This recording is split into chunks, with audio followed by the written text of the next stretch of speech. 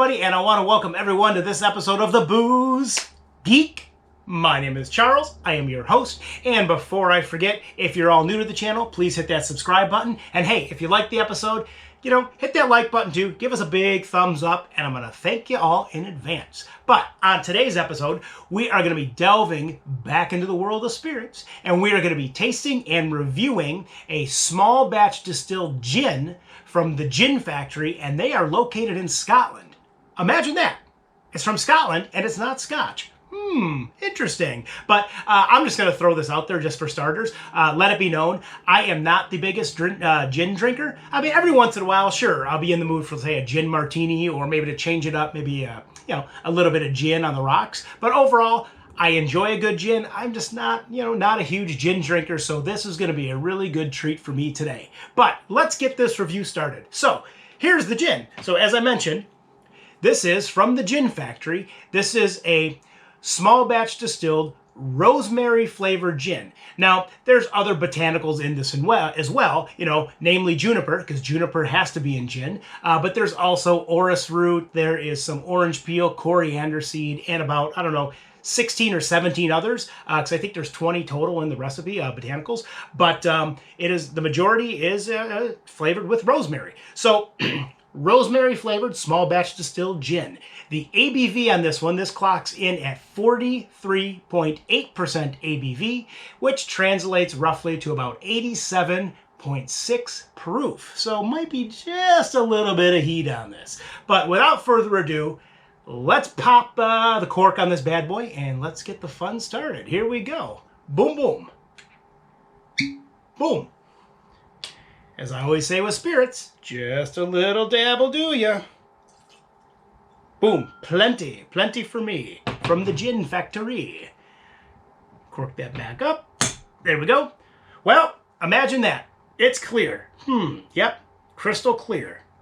So, there's the color grading. But let's give this a swirl and let's give this a nose and see what we got going on here, aroma-wise. Well, I am getting some aromas of, there's some of that juniper is coming through. A little bit of that rosemary. It's starting to open up and I am getting that rosemary. But I gotta admit, on the nose, it is primarily like fresh cut pine. That is predominant here, which is funny considering it's a rosemary flavored gin. So, okay, that's a little interesting. But yeah, those are the big three I'm getting off the nose. But let me swirl this one more, see if I can get something else here. Now, I'll stick with those three. Those are the big three aromas I'm getting. But let's give this a sip. Here we go.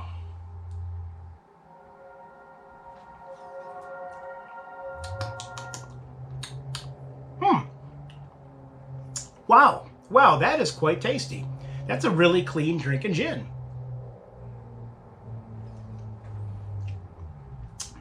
So, yeah, it's not medium bodied, but there are some legs on the glass. But it's not overly heavy either. I'm gonna say this is on borderline light to medium body here. But let me give this one more little sip here before I get to the flavor profile.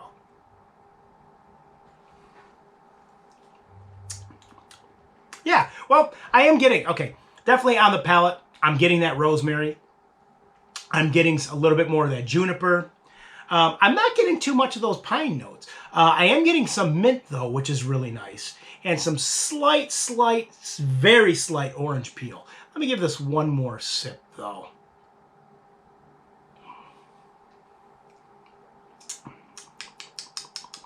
Yeah, there is a little bit of that orange peel. It's lingering, at the very back end. And yes, also there is a slight lingering alcohol burn. It's not terrible. Overall, this is a really smooth, easy drinking gin. It's not, it's not overly potent. I know some gins can be like, woof, what am I drinking here? Is this rocket fuel? But this is not. This, I think it has some balance issues. I'll give it that. But overall, I think on the meter there, I think I'm going to give this a 7. I'm going to give this one a solid 7. Because I do think this would be a very good, easy drinking, everyday gin. I think there are some balance issues. Namely, I think the rosemary on the nose, I think the rosemary should definitely be a little bit more predominant on the nose as opposed to the pine. It is there, but the pine is kind of overtaking it. But definitely the rosemary is overtaking, like, which it should because it's a rosemary gin, but it's way on top on the palate.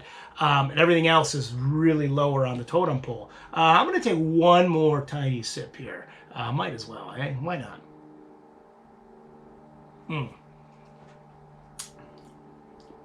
Yeah, this is a pretty good standard gin. This is, I said, some balanced issues aside, this is a very easy drinking gin. But maybe this might be my new to-go-to gin. Who knows? But anyways, I'm going to wrap this up. And I'm going to thank everyone for joining in on this episode. And as always, you can follow me at the websites, which are www.pubstohaveapintin.com, or at the blog, which is www.pubstohaveapintin.blogspot.com.